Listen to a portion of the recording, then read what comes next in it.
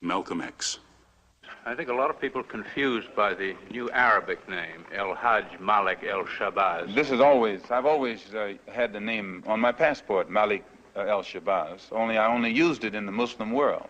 Well, Hajj is a title that is given to any Muslim who makes the pilgrimage to Mecca during the official Hajj season. Well, will you now use Shabazz and drop X? I'll probably continue to use Malcolm X and I'll probably use it as long as the situation that produced it exists. You don't feel that Shabazz takes the place of X? My going to Mecca and going into the Muslim world, into the African world, and being recognized and accepted as a Muslim and as a brother may solve the problem for me personally. But I personally feel that my personal problem is never solved as long as the problem is not solved for all of our people in this country. So I remain Malcolm X as long as there is a need to protest and struggle and fight against the injustices that our people are involved in this country. Are you prepared to go into the United Nations at this point and ask that charges be brought against the United States for its treatment of American Negroes? Oh, yes. Oh, yes, please. I think you're right in my chair. The audience will have to be quiet.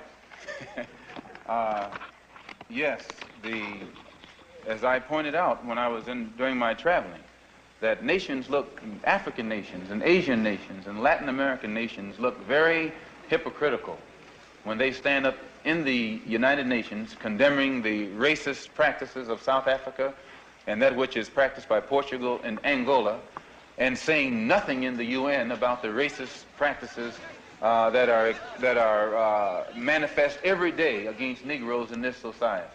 Even in South Africa, those Africans aren't faced with bayonets and aren't faced with police dogs. I would be not a man.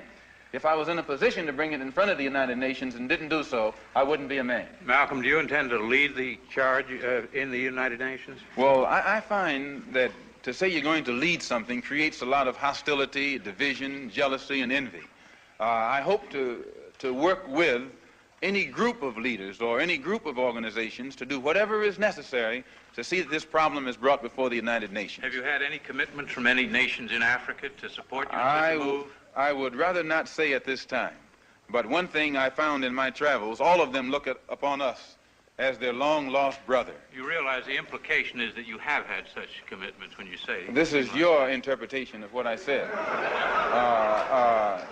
One thing that I found in all of my travels was that all of the Africans, not only the Africans, but the Asians and the Muslims, look upon us as their long-lost brothers. And America had actually tricked many of them into a hands-off policy by giving them the impression that she was honestly trying to do something to solve the problem. My argument over there was designed to prove that it is impossible for the United States government to solve the race problem. It's impossible.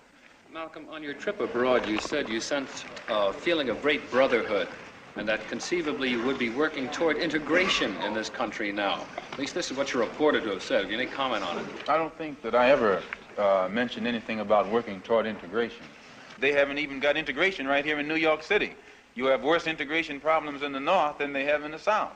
So if it doesn't work if you can't bring about integration in New York City as international, cosmopolitan, up-to-date as it's supposed to be, you will never get integration anywhere else in the country. Are you prepared to work with some of the leaders of the other civil rights organizations? Certainly, certainly. We will work with any groups, organizations, or leaders in any way, as long as it's genuinely designed to get results. Does your new beard have any religious significance? No, not particularly, but I do think that you'll find black people in America, as they strive to throw off the shackles of mental colonialism, will also probably reflect an effort to throw off the shackles of cultural colonialism. And they may begin to reflect desires of their own, with standards of their own. Malcolm, your more controversial remarks was a call for black people to get rifles and form rifle clubs some time back. Do you still favor that for self-defense? I don't see why that should be controversial.